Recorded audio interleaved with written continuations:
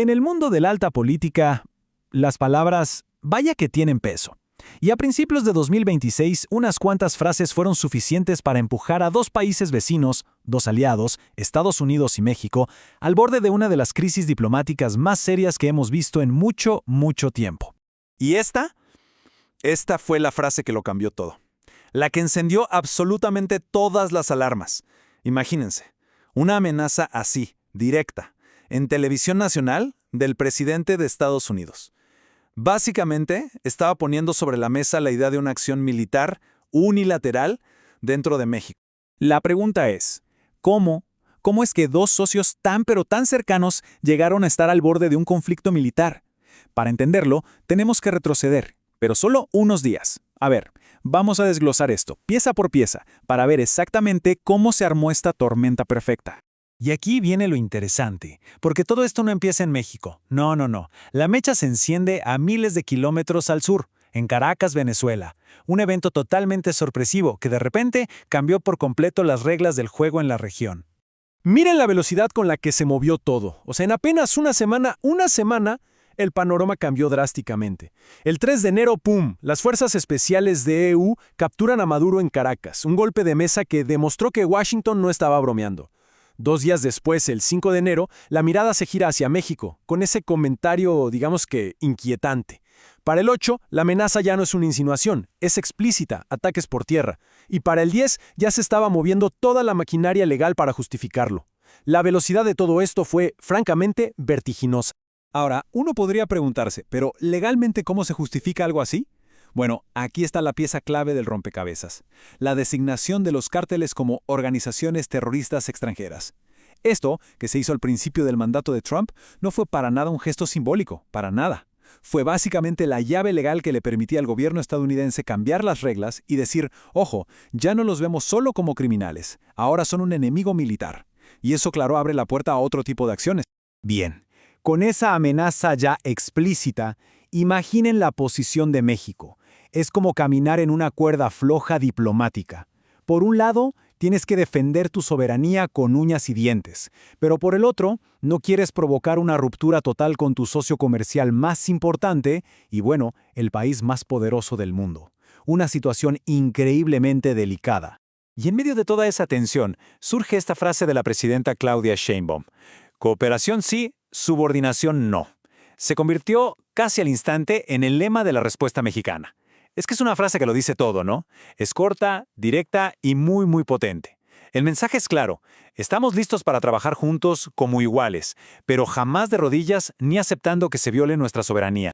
Y aquí se ve clarísimo ese choque de trenes. Son dos visiones totalmente distintas. Para Estados Unidos el asunto es de seguridad nacional. Los cárteles son una amenaza y punto. Hay que neutralizarlos. Para México es un problema compartido que necesita una solución conjunta, pero siempre respetando la soberanía.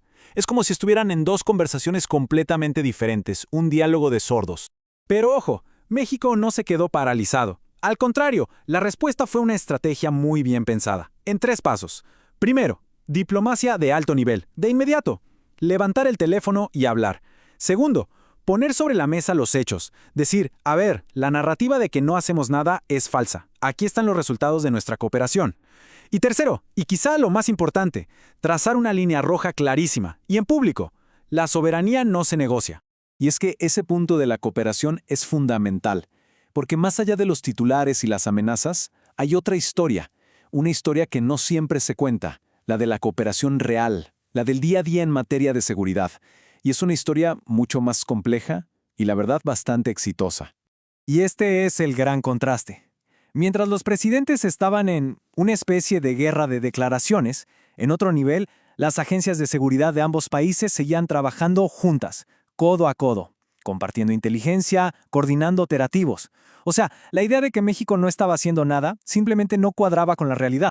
¿Y qué tan real es esa cooperación? A ver, hablemos con números, que esos no mienten. 1887. Ese es el número de narcolaboratorios de metanfetaminas desmantelados por el gobierno de Sheinbaum. No es una estadística cualquiera, ¿eh? Son golpes directos, concretos y medibles a la infraestructura del crimen organizado. Y la lista sigue y sigue. No es solo lo de los laboratorios. Estamos hablando de extradiciones de capos de alto nivel a Estados Unidos, de acuerdos para vigilar los mares con el Comando Norte, de operativos conjuntos para detener cargamentos en aguas mexicanas, de un flujo constante de inteligencia, incluso del despliegue de 10,000 soldados mexicanos en las fronteras para frenar el fentanilo. A ver, estas no son acciones de un país que se hace de la vista gorda, son las acciones de un socio comprometido. Y claro, no podemos olvidarnos del elefante en la habitación, la economía. Un conflicto pondría en jaque una de las relaciones comerciales más entrelazadas del mundo. Miren este dato. Nada más en el sector de autos y autopartes, México es el proveedor número 1 de Estados Unidos. ¡Número 1! Por encima de Canadá, de Europa, de Japón. Casi un tercio de lo que importa EU en este rubro viene de México. Las consecuencias de una pelea serían, bueno, simplemente catastróficas para ambos lados. Pero, a pesar de toda esta lógica, de la cooperación, de la integración económica, la amenaza no se fue. Seguía latente. Y es que el debate ya no era solo entre dos presidentes. Había muchas otras voces, muchos otros actores políticos en ambos países, que también estaban jugando sus cartas. Aquí se ve un poco el mapa de la situación. Por un lado, la Casa Blanca con su postura dura, amenazando. Pero, sorpresa, en el propio Congreso de Estados Unidos, muchos demócratas decían, esto sería un desastre. Y en México, algo muy interesante. Aunque la oposición criticaba al gobierno por muchas cosas, en este tema había un frente común. La defensa de la soberanía los unió a casi todos. Nadie quería una intervención. Y esa oposición en Estados Unidos no fue solo de palabra. Un grupo de 75 congresistas le mandó una carta formal al secretario de Estado. Su argumento era muy claro. Una acción unilateral no solo sería un error, sería contraproducente. Destruiría la confianza y echaría por la borda toda la cooperación que, como ya vimos, sí estaba funcionando. Y así llegamos al momento de la verdad, a esta encrucijada. Con estos dos países parados justo en medio de dos caminos. Uno, el de la colaboración que ya existe, y el otro, el de un conflicto que podría tener consecuencias enormes. Y esta es la tensión que lo define todo ahora mismo. Es una realidad de dos caras. Por un lado, los diplomáticos siguen hablando, tratando de encontrar una salida negociada. Pero al mismo tiempo, en Washington, los abogados del Departamento de Estado están trabajando, buscando la justificación legal para usar la fuerza. Las dos cosas están pasando, ahora mismo. Entonces, ¿qué viene ahora? Al final, todo se reduce a una elección. Una elección entre seguir construyendo sobre una asociación que, con todo y sus problemas, está funcionando, o arriesgarse a un conflicto que podría deshacer décadas de integración. La pregunta queda abierta, y de la respuesta depende, ni más ni menos, el futuro de la relación entre estos dos gigantes de Norteamérica.